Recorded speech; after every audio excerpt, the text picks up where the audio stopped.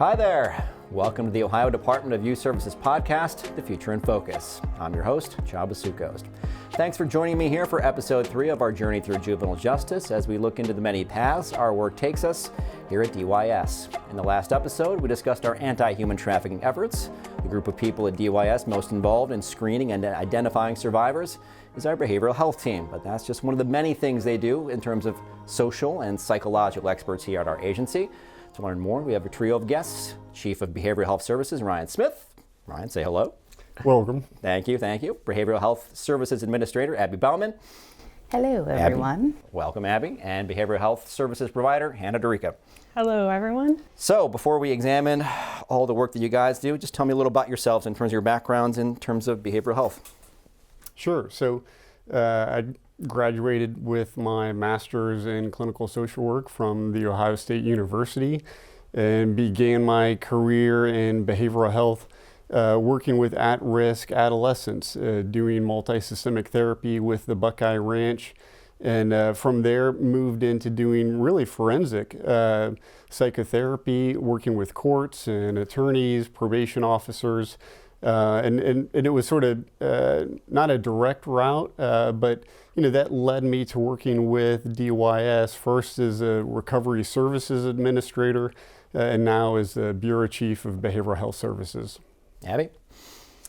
Yeah, I graduated from the University of Tennessee with my master's in social work and then kind of dove straight into DYS. So prior to worked intern with Department of Rehabilitation and Corrections on the adult side and also did some residential treatment work. Ladies, you had it. I graduated from John Carroll University with my master's in clinical mental health counseling. So my last year in school, I was interning with DYS, and I just recently started about 6 months ago full-time. Yes, I remember you very well from your pre-service introduction, so welcome here to the big show, as they say. So. Obviously, when it comes to behavioral health, that can vary in a wide range from what you do, where you are, where you're positioned. In terms of agency-wide, since that's your level, Abby and Ryan, take us away in terms of what the behavioral health care or behavioral health services responsibilities are here at DYS. Sure. So at the central office level, we're really responsible for writing policy and setting the agenda for behavioral health service delivery across the state. So we look at anything from hiring clinicians, psychologists, setting policy, looking at training, making sure that the services we provide are meeting the identified mental health needs that our youth have, but also ensuring that there's consistency across the facilities so that as youth move from one facility to the next, there's as little disruption to the care that they need to receive. And Hannah, what about you from being boots on the ground at Cuyahoga Hills on the east side of Cleveland? Yeah, so in my role, what I do is I have a caseload of youth who are on the mental health caseload. They need individual sessions. They could need substance abuse treatment. They're in groups. So those are CBT groups that I run. Which is cognitive behavioral therapy. So those are all things that I manage. I also manage, I know you mentioned about the human trafficking screening, so I also do that with the youth that are on my caseload as well. I see. So when we're talking about mental health and behavioral health needs, that could obviously vary from person to person. But generally speaking, when we're talking about the youth or the audience that we have, the youth that we serve here at DYS, what are some common issues that we're having to deal with and things that we're noticing that are more across the board through their conditions or their dysregulation, if you will?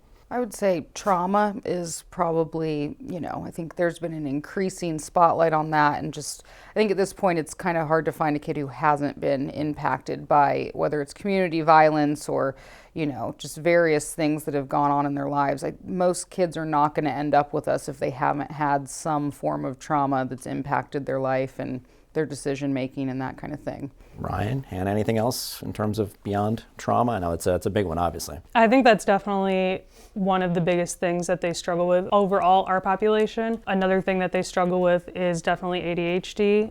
And a lot of them are diagnosed with conduct disorder or oppositional defiance disorder, which is more their behavior. But we help them with that through individual sessions as well. We also see youth who come in with a high degree of comorbidity with substance use disorder. So be that a cannabis use disorder or alcohol or other harder illicit drugs.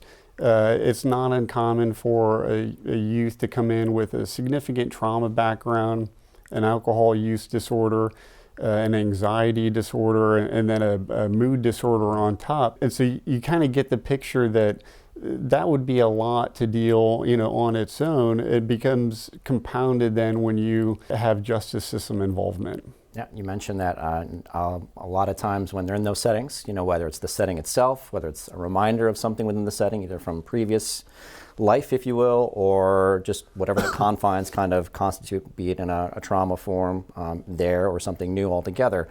What do you do to try and work with them through these traumas or prevent these traumas from being triggered? Kind of depends on where each kid is at. There's a level of them needing to be stabilized, right in the door. So we're kind of making sure that they understand, the lay of the land, kind of the rules, the expectations, that kind of thing. But, I think that the behavioral health departments are set up to handle everything case by case, just because these are, complex kids.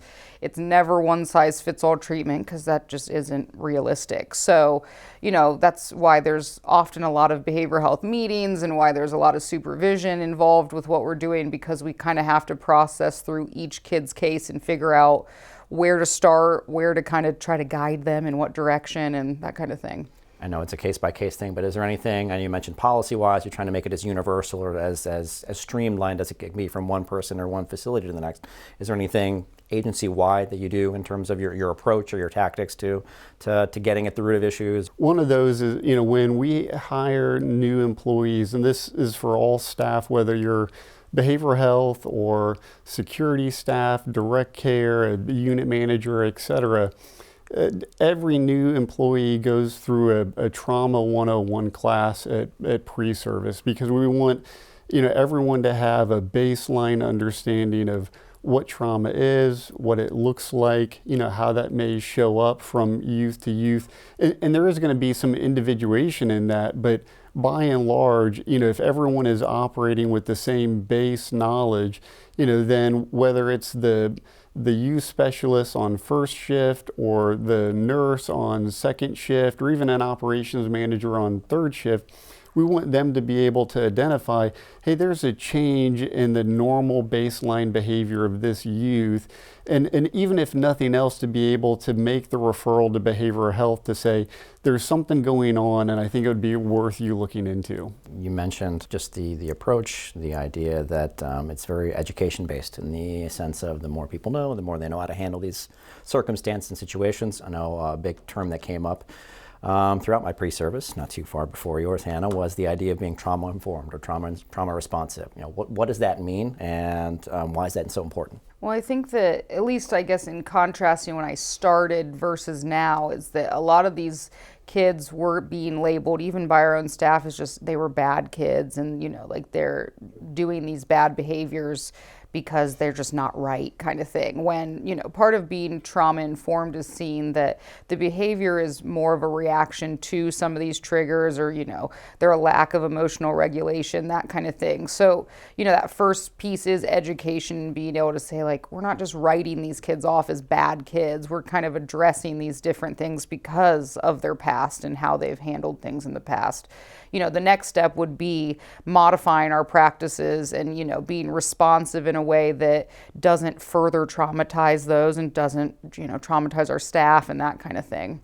Is there anything environmentally you can do? I know we're kind of limited with what we're working with in terms of our spaces. I know that's kind of a thing we're trying to work on moving as we transition forward to these smaller is better facilities along those lines. But knowing what we have now or what you'd like to maybe see in the future, how can environment play a role in managing these issues from happening? There are a number of things, and you might think, okay, you need these grand, large-scale changes, but even taking some principles out of environmental design and looking at the lighting in units or in youth rooms, or the colors on the walls, creating spaces within housing units that you could almost refer to them as self-regulation corners, right? Giving them the ability to tap out, or to say to someone like, I need to go cool off, And, to go to a space that is,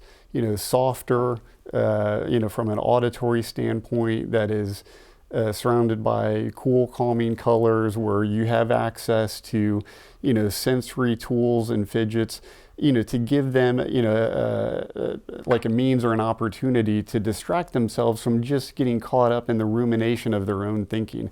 Like those are really, small things, but oftentimes it's the small things that, if offered continually and regularly, make a profound difference for some of these guys. Very true. I know you're always dealing with a lot, whether it's an individual, whether it's the collective caseloads that you have. What are the biggest challenges you face with your work? I think one of the biggest challenges that I face with the youth in the facility is getting them to trust you. Many of them are used to people not wanting to listen to them or just not being around consistently. So I think that's one of the biggest challenges, but I try my best to show up every day for them and be consistent, because I think it's important for them to have at least one person who is consistent and is showing up for them. I know you two can speak from the macro and the micro as all being clinicians yourself, but then also going now to the more administrative agency-wide level. For myself, I started as a behavioral health care provider and have moved up. So, I think that there's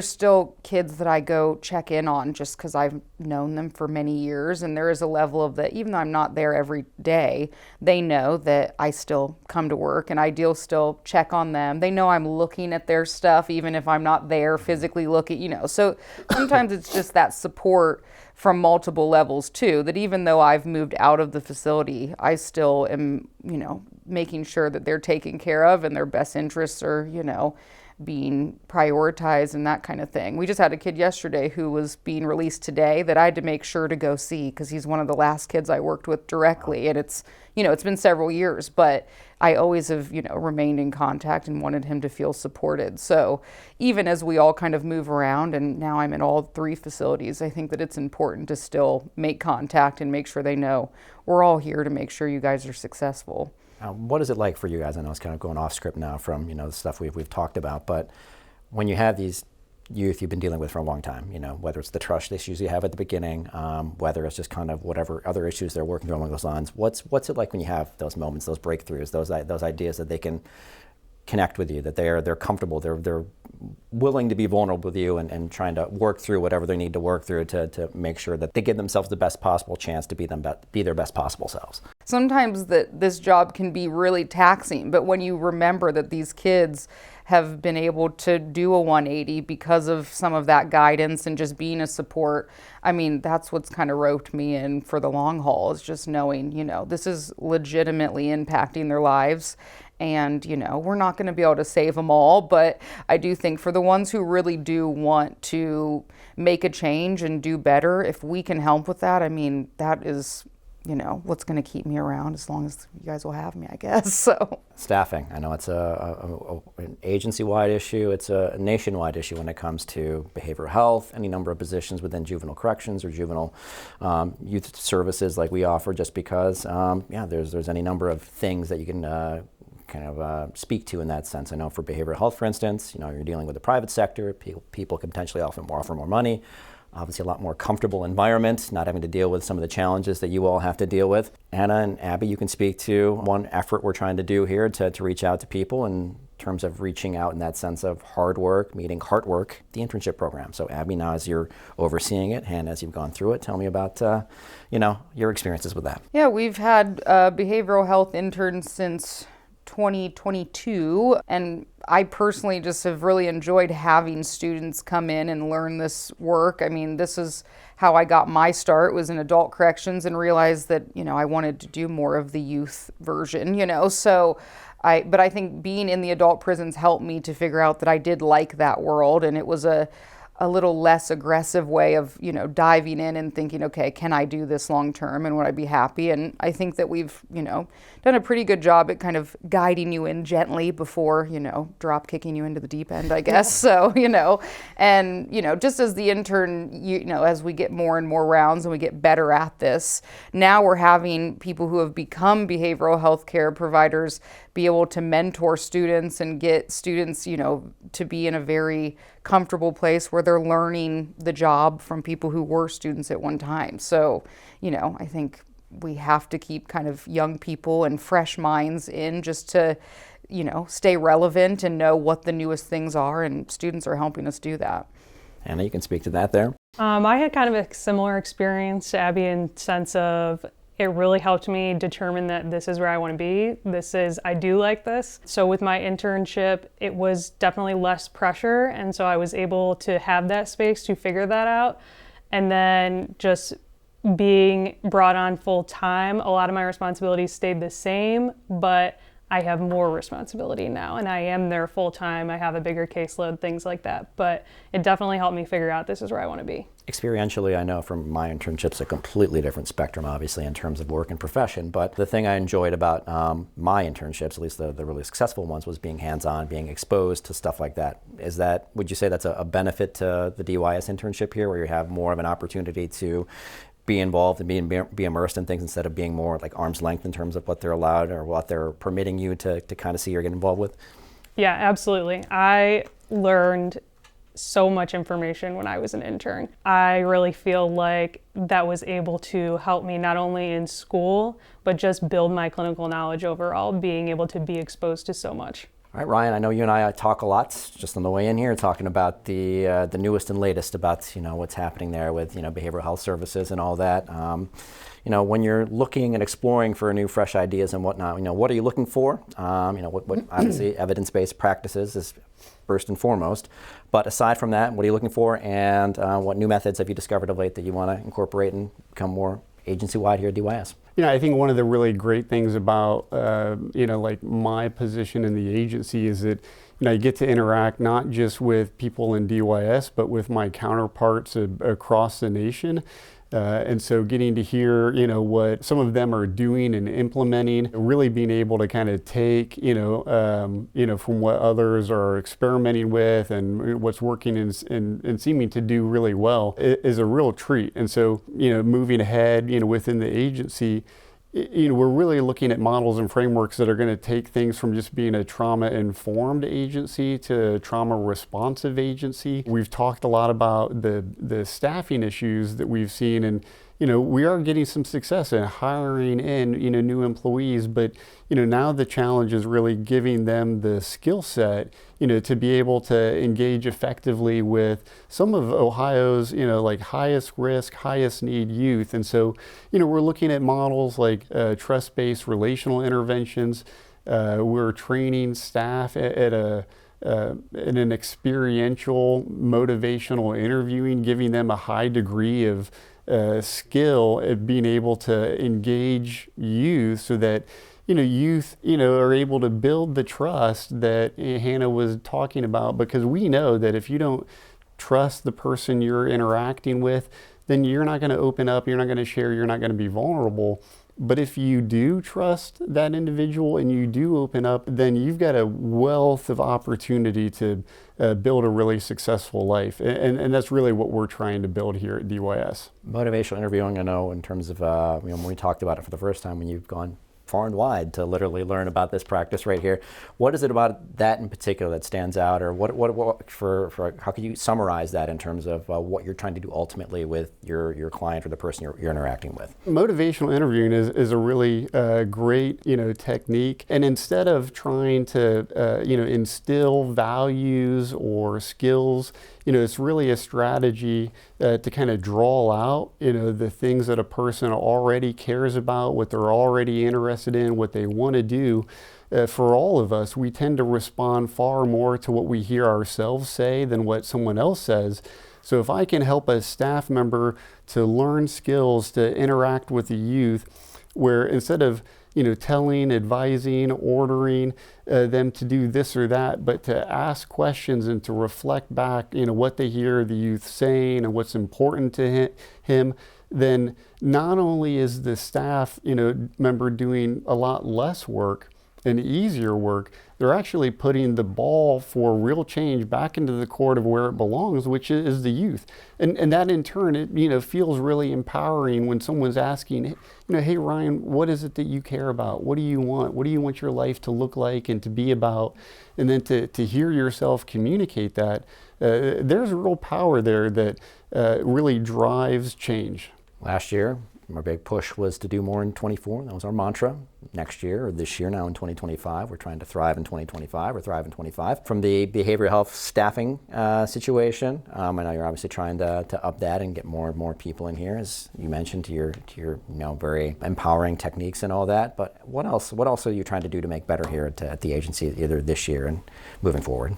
I think that we want to just get better at what we're doing and, really become experts in, all things BHS, hopefully, right? But, even just with the motivational interviewing example, I think that it's a great tool because it targets people who are resistant and who are kind of on the fence about what they should do next, and that's most of our kids. So using something that's realistic and practical, we just really have to make sure our clinicians are, well trained, well versed, and are able to demonstrate that effectively, because it just makes our lives easier with working with the kids, and it helps the kids, figure out what the best thing is for themselves. So kind of a win-win, but, I think overall, across the agency, as we get more staff in, it is just everyone getting better in their respective areas so that we can all work as a team. And, we all have the same goal of getting these kids to be in a better place and not reoffend and that kind of thing. So